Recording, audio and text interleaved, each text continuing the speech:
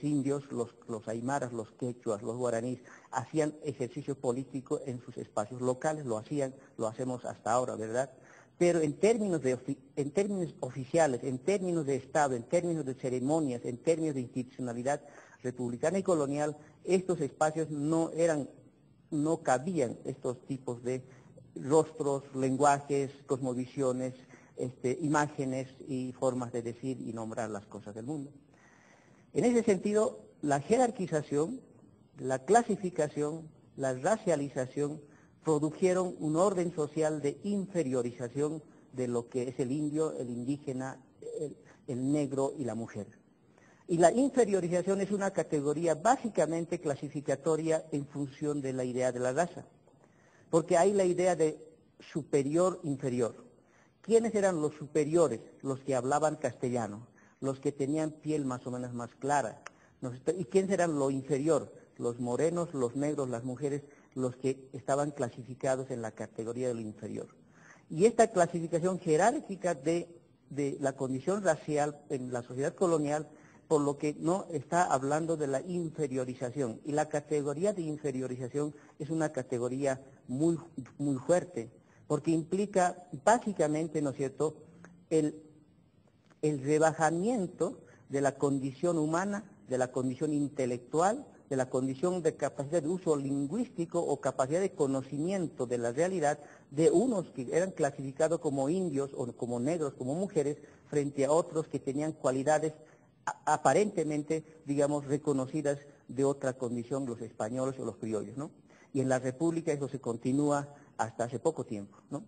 Entonces, el sistema de inferiorización es un sistema de clasificación muy sistemáticamente definida y por lo que, ¿no es cierto?, la inferiorización de los indios, de las mujeres, de los negros, repito, implicó, ¿no es cierto?, la autonegación ahora de esos pueblos, no solamente en términos de persona, individuo, sino en términos de pueblo, en términos de historia, en términos de lenguaje, en términos de civilización.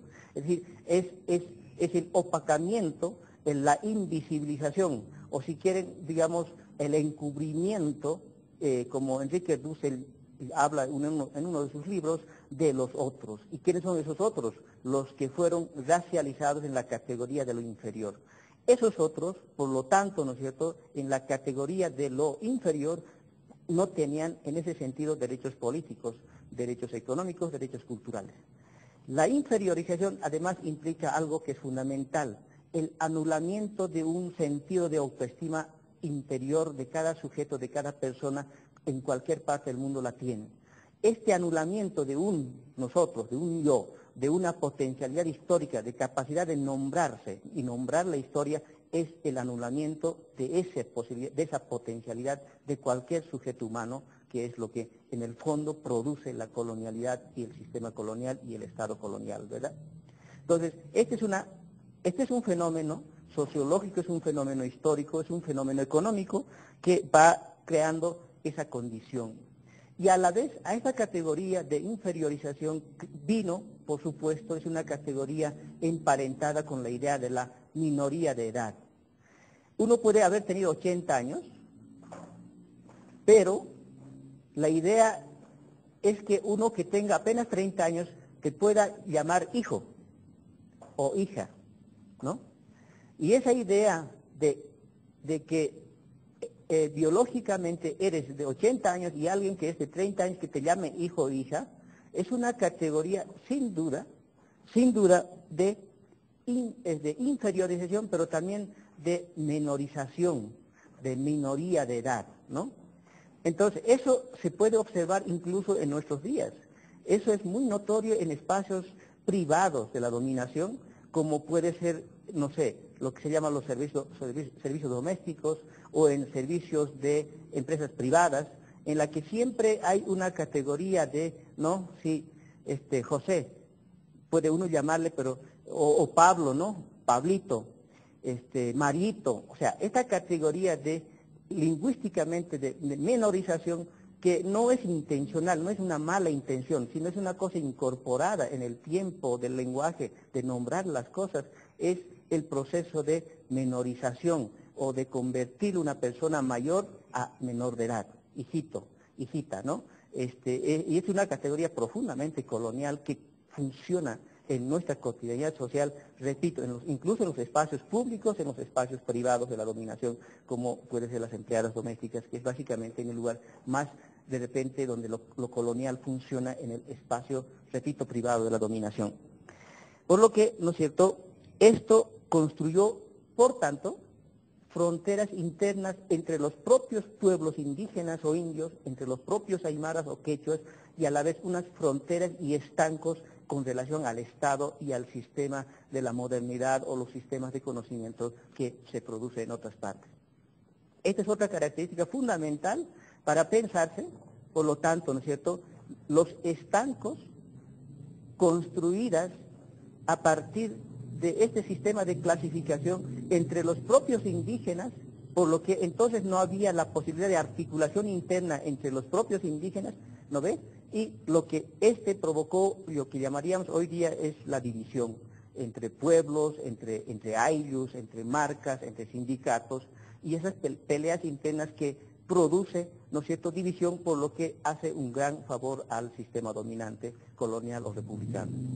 En ese sentido, la construcción de estancos, la construcción de jerarquías, las fronteras internas de la dominación y las fronteras externas de esa dominación han hecho el asunto de la dominación colonial y liberal más compleja aún. Y esa complejidad, hay datos no solemos explicar muy bien, porque es una complejidad en el sentido siguiente. Es decir, hay estancos construidos en lo que yo le llamaría, digamos, dentro de la interioridad del mundo cosmológico de los indígenas, de los aymaras, y una frontera externa construida en relación a esta y con el mundo del Estado y las normas jurídicas, porque recordar no más simple, hasta 1953 los aymaras no teníamos derecho a ir a la escuela, no teníamos derecho a hablar el español, menos derecho a viajar a las ciudades en sentido de ciudadano que pueda demandar el Estado de derechos. Si no deberíamos haber ido a las ciudades en cuanto mano de obra, en cuanto servicio, en cuanto pongo, ¿verdad? Y eso es algo muy reciente. Por lo que, entonces, esta construcción de fronteras internas y fronteras externas, que es un asunto, por tanto, complejo, muy complejo de la dominación, hizo del Estado colonial, por tanto, un Estado propiamente anti-indígena, anti-aymara, anti-quechua, anti-indio, ¿no? Eso es lo que se cuestiona duramente durante todo este tiempo, porque es un Estado colonial, republicano, liberal, moderna y colonial, construida en contra de los indios.